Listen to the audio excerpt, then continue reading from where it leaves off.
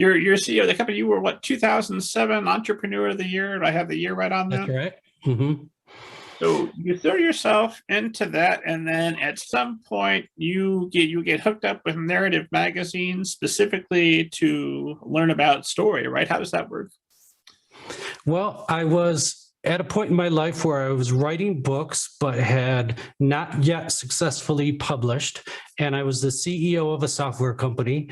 And I thought, okay, I'm not succeeding here. What can I do to get my books published? And so I say, okay, what are my assets here? One thing, I'm very short on time, right? Because I'm running a software company and I also had a family. And so I said, I'm very short on time, but because I'm a CEO, I do have some money. So maybe I can use those together.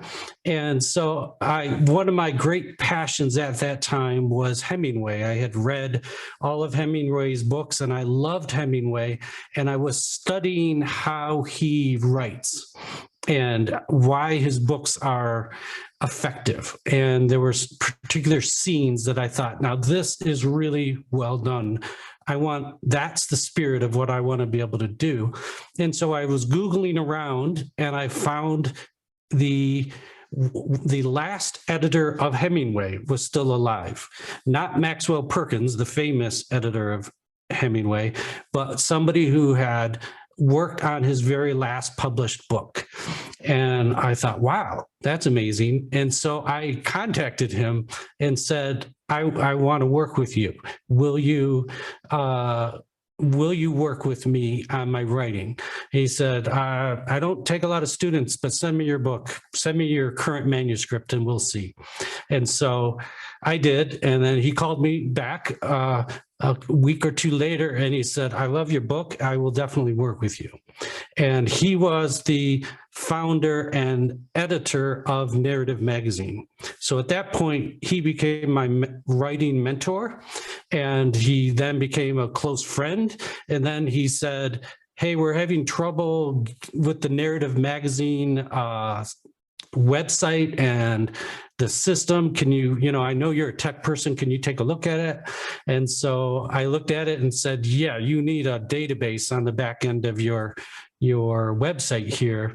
And so I joined Narrative Magazine as the chief technical officer to redesign what's called the content management system, the thing on the back end that pulls in all the stories, that takes in submissions, that publishes the stories, handles all the editing. So think of like a management information system for the publishing industry. So we developed that at Narrative Magazine, and then eventually they asked me to become the chairman of the board of Narrative Magazine. And so I did that for several years. And that whole time, my goal, besides just to help the magazine, was to learn the publishing industry and learn what was getting published and not published, and to learn from my writing mentor. So that's my involvement with narrative. Eventually, it started taking over my whole life, and I eventually had to say, okay, this is flipped now. Instead of helping my writing, it's taking up all my time.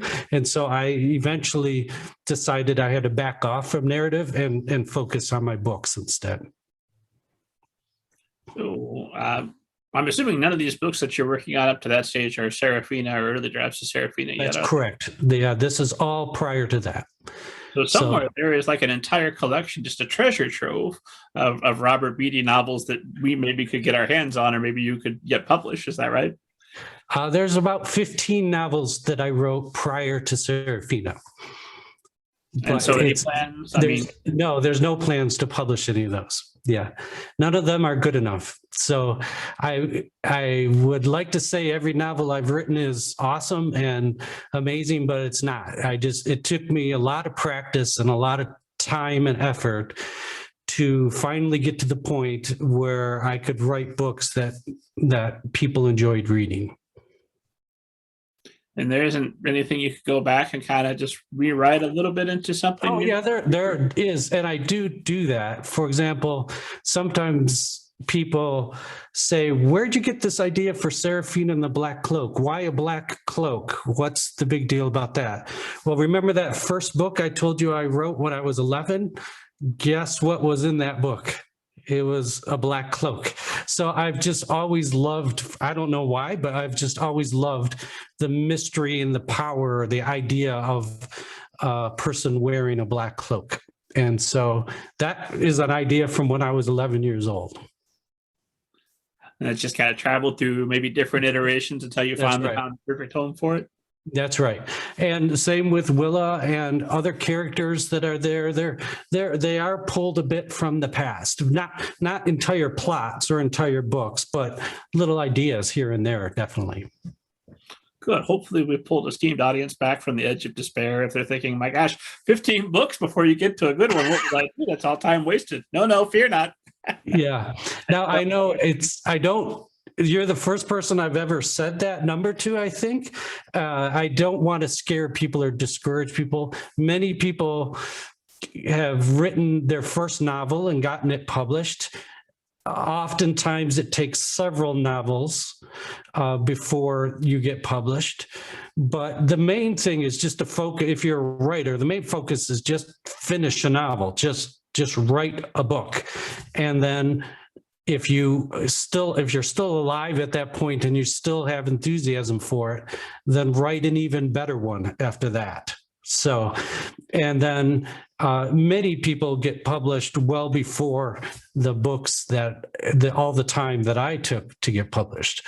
I just started at a spot where I just was not a good writer at all. And I just had to practice my skills for many, many years.